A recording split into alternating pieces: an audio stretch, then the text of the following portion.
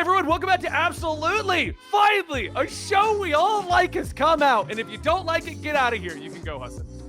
I like the show. I'm so tired of you guys. We're just assuming of you being the negative. We're just assuming, so. Yeah, I'm the negative one because I got the gall to say it on camera, Benny. Benny will be like, actually, what I really liked about camera goes off. Oh my God, this show sucks. Ugh. So That's not true, but if it was, you have no evidence. Anyway, today we're talking Loki, Season 2, Episode 1. So let's kick it off here. Since you loved it so much, as usual, guys, if you're joining us for the first time, we don't normally recap episodes like other shows. We just kind of go into what we enjoyed, what we didn't enjoy, and the theories related to it. So, what did you enjoy, Hassan? Hee Kwan. Oh, he was so good. He was so good. I love the back and forth time scene. Honestly, dude, imagine if this came out before Ant-Man, or Ant-Man never came out. Imagine if they scrapped Ant-Man and this was happening instead. How freaking scary is Kang?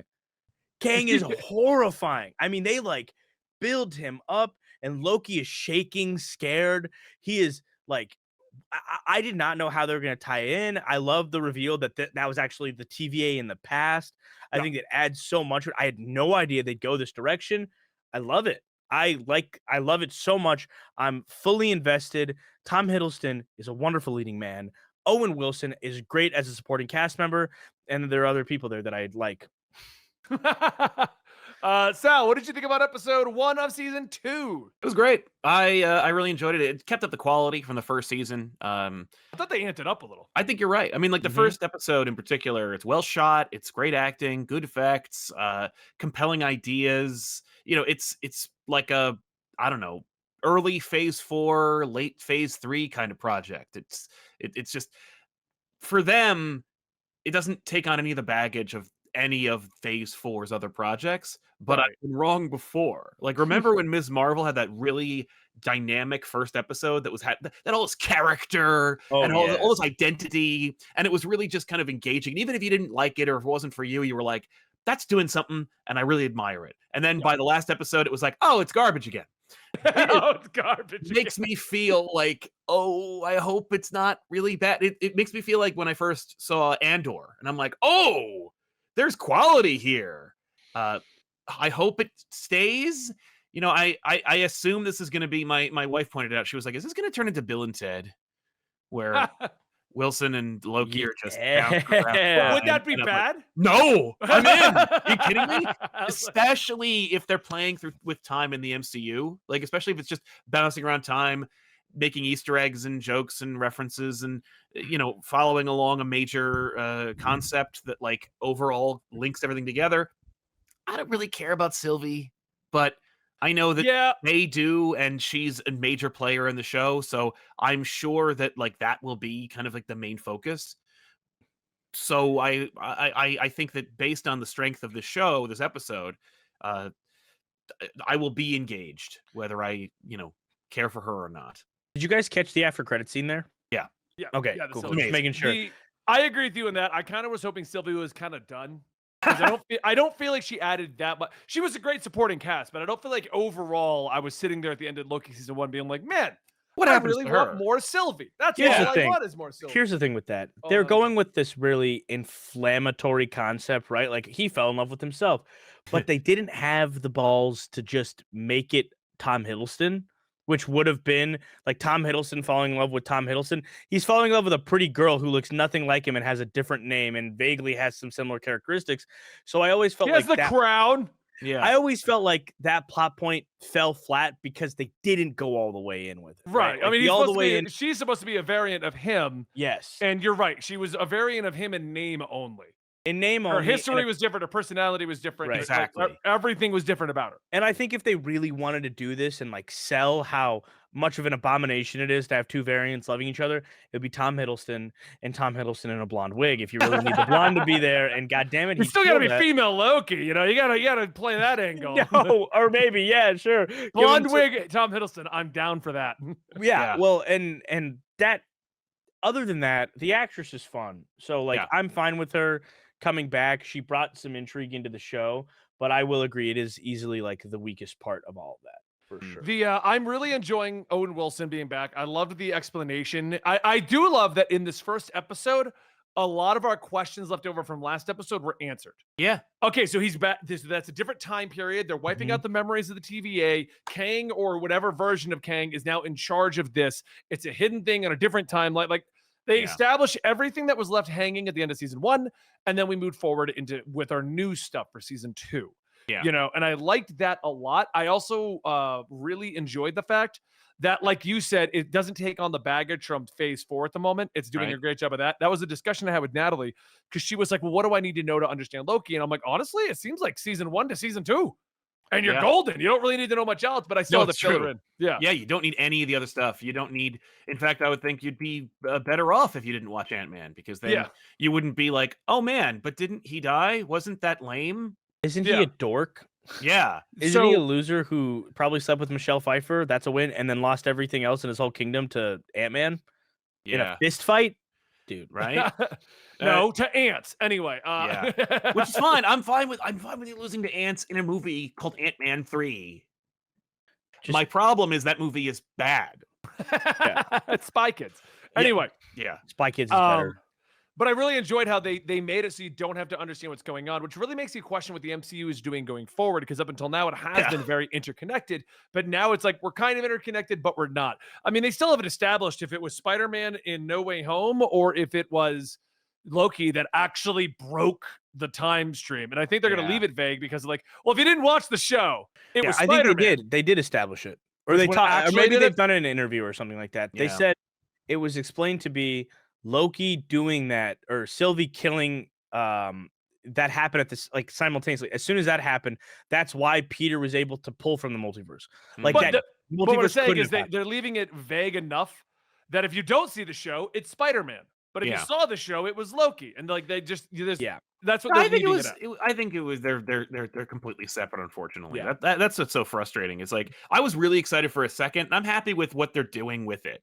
But for a second, I was like, is Loki's freakouts, are they glitching from Spider-Verse? Yeah, right? Are they like bouncing from universe? And are we tying in almost Sony's version of the multiverse? Yeah, like, because technically it is the same one. It's just that, like, Marvel's is going this way and Sony's is going that way. Like, that's the only difference.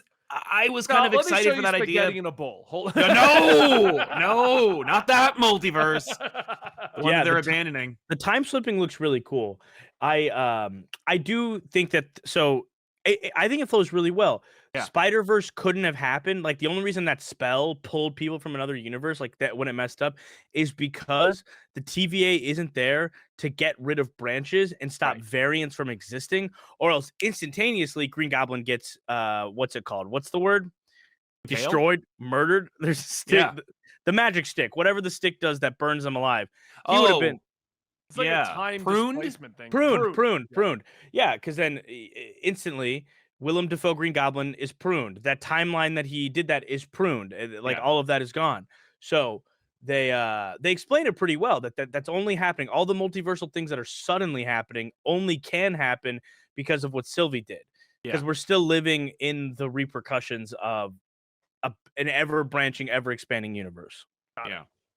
Either way, I like what they're doing. I like the choices they've made. It's all really good. I like it a lot. I thought the special effects in this one were really good. The weird way that the time loom looked great. OB was amazing. I just want him to be a regular in the show now. Don't make him this one episode guy. Make him a regular in the show, please. I love him. I mean, Ke Kwan is always, his deliveries are just impeccable. There's a lot of, I mean, you've been with this guy 10 seconds. You don't really know much about him other than Mobius has met him before and doesn't remember. Which ties into the we're from a different timeline. Exactly. And then there's the line of, like, he's not gonna make it, and Ke Kwan's delivery on it is actually weighted and emotional, and a thing that could have been kind of like, he's not gonna make it. Oh no! Like, that feels like that's like the delivery of what the MCU's been doing recently. That feels like the delivery that what it would have been. Is like very animated cartoon. Oh no, guys, what's gonna happen? Zuba duba, and then instead it, like, they save each other, and it's not that. It had weight to it, and we talked in our Gen V review, because we talked a little bit about Loki there, but we talked about the weight of it, and that obviously it's a Disney Plus show, and that the titular character is Loki. Loki's not dying, but at the same time, Owen Wilson's character, I didn't necessarily know because of how that scene was shot and how well it was put together. I didn't know how he was going to possibly get in there in time, and I really enjoyed the high stakes of that, and it looked incredible. Yeah. And it begs the question, how long did they have to work on this versus other Marvel properties? Because wow, they put in their time. It looks like a lot of the TVA is practical, like Yeah. genuinely practical. But I know Marvel, and I know they don't do practical anymore. They film everything in volume. No, that's true. Yeah, no, it looked good. Like I like the designs. It's all consistent with itself, and I'm a fan. I just like it. It's a good show. Yeah. So I far. do want to comment on the running joke about what is worse, getting pruned or having your skin removed. And then just Right. Owen Wilson the whole time, like, no skin. And he's Yeah. like writing it on the dust skin. Right? And that okay, so like that is emblematic of the kind of like jokes you expect from the MCU, and I can imagine that there'll be a million TikToks about it that are going to reinforce how lame it is. And I think it has everything to do with performance. It is really about like who's saying the lines and how they're being delivered and how they're being sold. Because the whole like, oh, he's standing right behind me, isn't he? Like that kind of joke. That's what the removal of skin. It's funny when you say it the one time, say it 5 times, and it's like, they make it work somehow. And I think it's just because of performance. Like it's I think they made it work. I think because the final punchline wasn't a true punchline. yes, It led to Owen Wilson writing skin on the thing, which Mhm. turned into a plot point instead of just being like, and we've hammered in the joke a dozen times. right. It came Yeah. back around here to like, oh, him being obsessed with this idea turned Mhm. into a thing for Loki to know where he's going. Like, Yeah. Yeah. And it's guaranteed people won't like that, even regardless, because it is kind of I don't even want to say cheap humor. I thought I got a genuine laugh out of that. Because Owen Wilson's delivery is so like, my skin. Yeah. You're gonna take my skin off my body? No, dude, I don't want I that know. to It's happen. it's so funny. Like but it's the kind of thing where it's like you'd imagine Paul Rudd saying it. You imagine any of them, any Avenger saying it. But it works here, and I think it has everything to do with just who's saying it and how they're delivering it. And the direction was really good. Yeah. Like it just Yeah. overall, it felt cohesive, it felt solid. It was going in a direction that I'm like, I can't necessarily anticipate what's going on. The tension of the sequence in which that Hassan you talked about earlier, where he's not going to make it. I've seen that a million times in 1,000 movies, Yeah. and it's so like done by this point, and yet I don't know. Maybe the way it was shot, maybe the way that it was cut, but Scored well. scored well. It made me.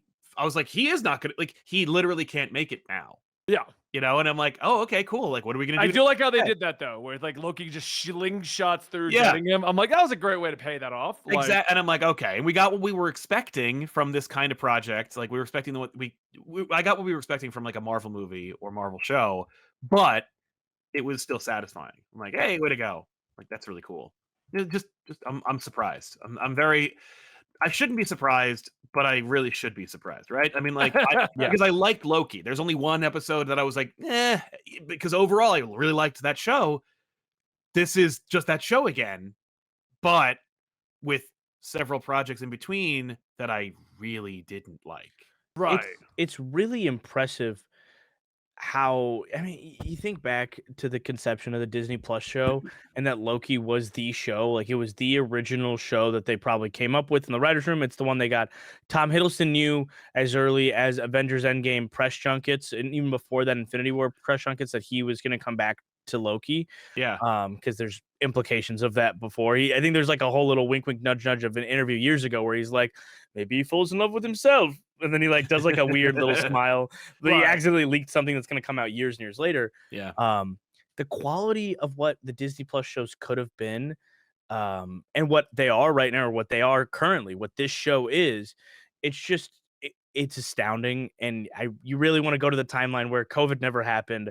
Yep. They got the criticism immediately after the first run of those shows, or they didn't because the shows were better, and then Right. they kept improving. And how much did that change the landscape of the MCU for the Yeah. better, not for the worse, like the way it is now? Because now we have I've actually like talked to friends who just casual viewers who became super into the MCU during like the Endgame era, where they're watching all 22 movies and they're invested all the way through Spider-Man No Way Home. They're tweeting about WandaVision, they're tweeting about Loki, but then now they don't care about it at all. They don't even want to talk about it. They don't want to see any of these movies. And I got a couple of them to kick on and watch a little Loki, and they were like, "Oh, dude, it's still good. Which of the movies are good and which of the movies are bad?" They like asked me which ones to watch, which ones to skip, and to summarize the plot. So yeah, maybe ignite real interest in this again would be sick. That would be nice. But all right, that's our opinions on Loki episode 1. Thank you guys for watching this. We're going to be going on a break, so you'll see the team returning on October 30th to continue this, which weirdly enough is going to be toward the end of Loki season 1. That's great. We got the beginning, we'll get the end. Yeah, perfect timing for us. Everyone's going on a break. There's not much happening other than reviews of the show, and I need to go out of town for 3 weeks. Longest trip I've ever taken since the military, so we'll see what happens. Damn. But thank you guys. We'll see you next time right here